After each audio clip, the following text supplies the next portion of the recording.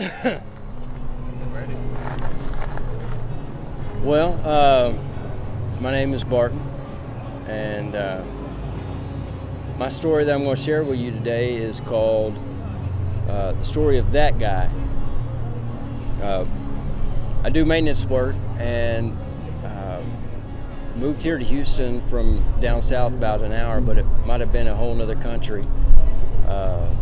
I had my little 1 square mile that I lived at there and was so comfortable with, but the city was calling to connect with other artists and to connect with my children, and I've been enjoying it so far, but there's been bumps along the way, kind of some struggle times, some beautiful moments. And this day in particular was a Sunday, and in maintenance work, you're always on call, and I had hoped for that day to go out and take some pictures for the city of Houston by bicycle and just experience the creative. I'd been working like a dog, so I needed some time. And that morning around 9 o'clock, lo and behold, I got a call out. So I put on my servant hat and go out and work on some ACs, and the work turned really intensive there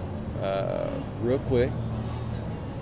And I gotta tell you, even the best maintenance man, we're just trying our best, just like everybody else. And man, I was trying everything to get this sucker to cool, and it was hot. Nothing seemed to work right, and I'm working on it, and worked from about 10 o'clock that morning till about 9 o'clock that night. And I was kind of upset because there was a local band who I was really enjoyed. They were going to be playing. I was wanting to see them, and I finally gave up the ghost and went and wrapped things up and said, hey, I'm going to have to try this again tomorrow. And lo and behold, I got down there and realized I was, air conditioners are two parts. There's an inside and they're outside. Sometimes they're together, but in this property they were separated. And lo and behold, the outside unit I was working on was for the wrong unit inside. And so I'd spent the day working hard, putting my heart into just the wrong direction. But I found it, solved it, got it going. Hopped on my bike, ran down to the Avant, and was going to go see a group that I was just starting to get to know, some of the musicians, and really dug their work. I could hear a similarity with my own. And I'd seen them a couple of times before, and when I hear good music, especially like some blues, or if there's somebody doing some solo work and there's not a lot of distance between me and those performing, I'll cheer them on. I'll be like, yeah, come on, bring it. Give me something. Come on, show me what you got. If they're especially lead improv or something like that, if it's not rehearsed and they're just doing their thing. And I got a general sense from the people performing on other occasions that, and as it is most of the time, they enjoy it. It's, as a musician, it's always a dialogue. You're performing, but you need that feedback just as much from your listener as you do from what you're producing with your instrument or with your voice. But the last two times that I had seen these guys, I had noticed that their hanger-ons, their groupies or whatever, for some reason kind of started looking at me out of the corner of their eye. I could tell, I could sense within myself,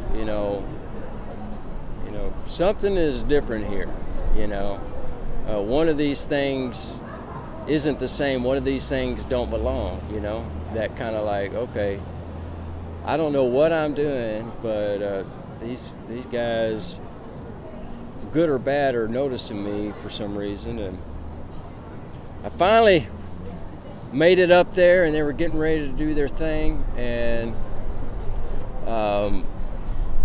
I got there, well, I think maybe about 2 songs to go.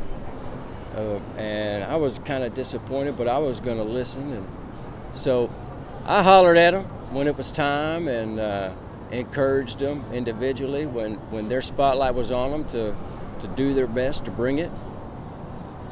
Yeah. Come on now, show me what you got. Yeah, I like it. That's it, come on. And they finished their set, and I rounded the corner, and I heard, you know, and isn't that the way it always is where people, you know, maybe they were talking about me, maybe they weren't.